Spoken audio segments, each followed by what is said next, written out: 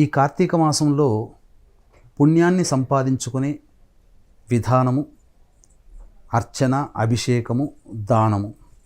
ఈ దానములో దీప ప్రజ్వలన, దీపదానము మహా విశేషమైనటువంటి ప్రభావం.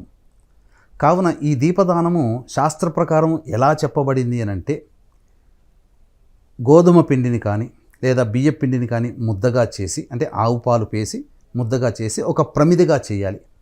ఆ ప్రమిదిగా చేసినటువంటి దానిలో ముడిపత్తి మనం కొనుక్కోవాలి. బయట దొరికేటువంటి ఒత్తులు కాకుండా ముడిపత్తిని కొనుక్కొని 3 ఒత్తులు చేసి అందులో ఆవు నెయ్యిని కానీ నువ్వుల నూనె కానీ వేసి ఆ ఒత్తినంతా తడిపి వెలిగించి సూర్యోదయ ఉషఃకాలమందు కానీ సూర్యాస్తమయ సంధ్యాకాలమందు కానీ తమ స్వగృహంలో కానీ నదీ తీరమందు కానీ తటాకము దగ్గరనైనా కానీ విష్ణు శివ దేవాలయం నందు కానీ కనీసము రావి చెట్టు కిందనైనా కానీ ఒక సద్బ్రాహ్మణుడికి సంకల్ప విధానముగా దానము, దక్షిణ అనేటువంటిది ఇవ్వాలి.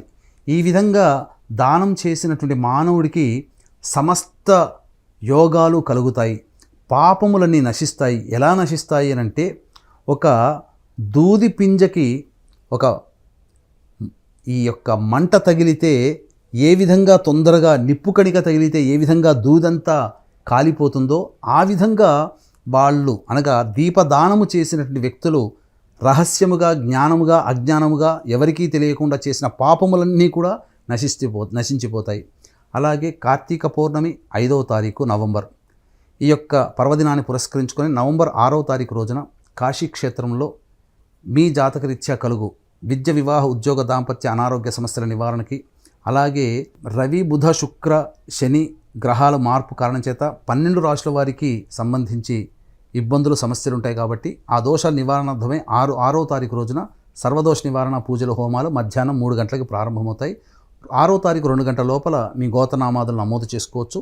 నమోదు చేసుకున్నటువంటి వాళ్ళకి శక్తిపాతము చేసినటువంటి కరుంగలి మాల ఇవ్వడం జరుగుతుంది.